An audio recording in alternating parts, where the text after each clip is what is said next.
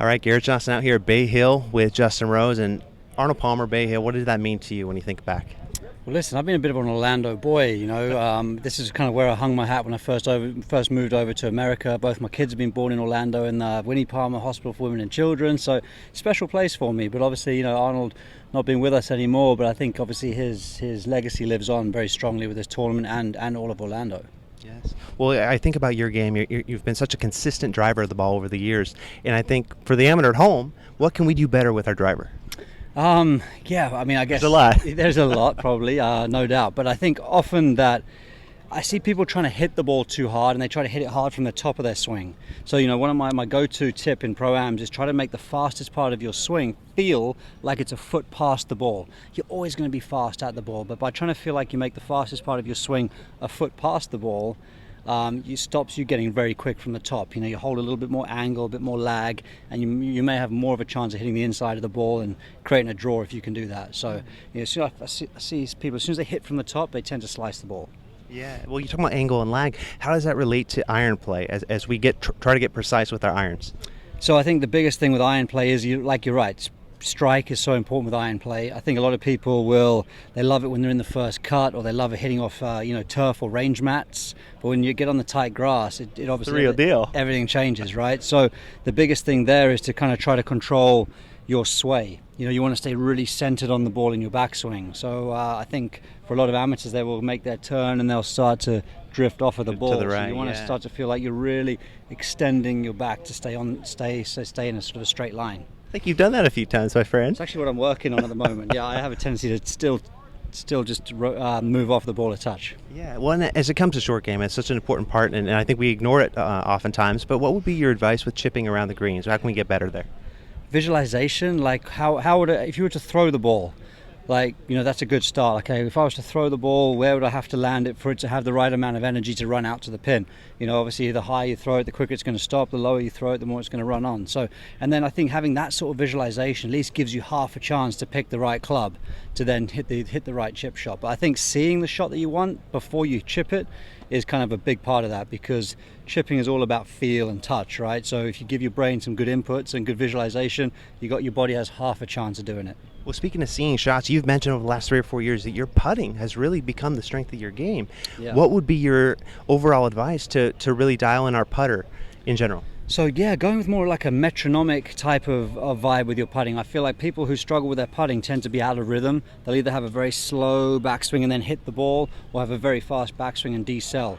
Very hard to control either of those. So for me, one thing I work really hard on is the rhythm of my putting, and by that I mean I put just enough energy in my backswing that the ball kind of just gets in the way. I feel like I'm coasting through impact. There's none of that hit. So I feel like when you're hitting the ball, you tend to sort of get yippy, the dreaded word of yip. That's where that comes from. But and decel as well is obviously a very tentative feeling. So rhythm is really great with putting. So I don't know, you can use a metronome. There's a great thing called tour tempo that I use. It just helps you sort of get that feel and flow through the ball, because you want to take out that.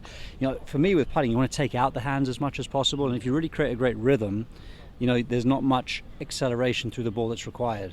We're talking about taking out the hands, the things we don't need. When it comes to the mental game, what kinds of things do we really need to clear the shelf on and really focus on sharply? For me, I think one of the things is just front loading the routine. By that I mean, like, ask a good question. What does a good shot look like? It can be as simple question as that. But if you say to yourself, okay, what does a good shot look like? Well, I see it as a little draw into this left-hand pin placement, maybe starting on the the MasterCard sign behind the green and falling left.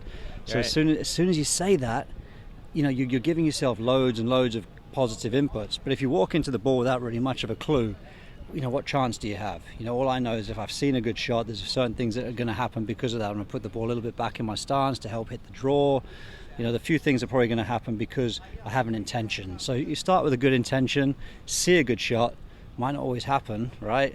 In fact, it very rarely happens. For us weekend golfers, absolutely. Yeah, but when it does line up, when you do match the sensation of that great shot with the picture you've seen, oh my God, those are the moments you take home, and those are the moments that keep you coming back.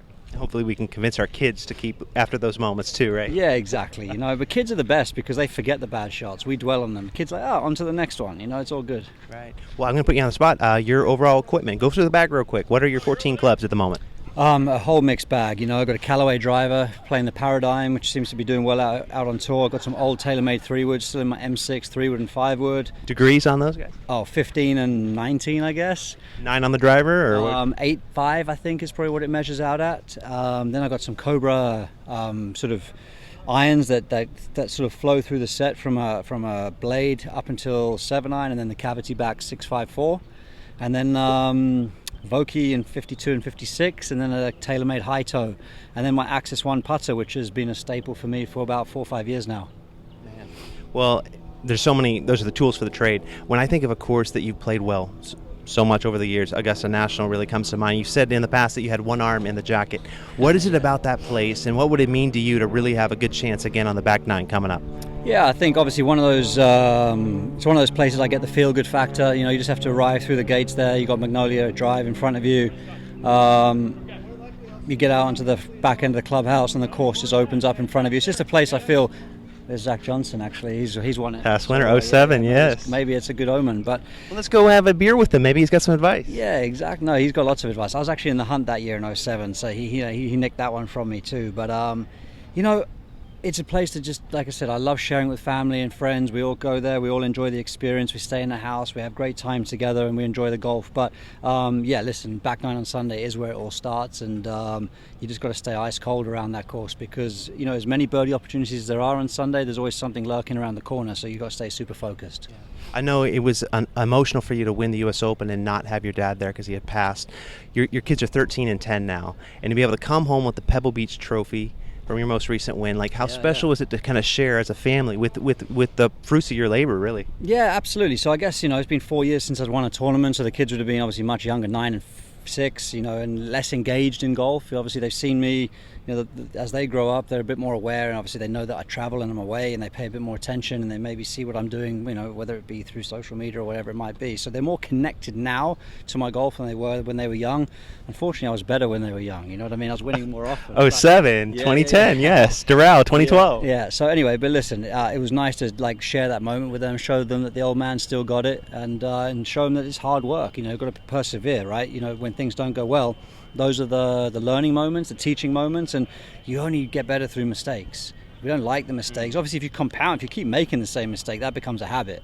But if you can break the mold, learn from the mistake, adjust, move on, that's kind of where the learning is. Yeah, well, a lot to learn from Justin Rose here at Bay Hill. Thanks, buddy.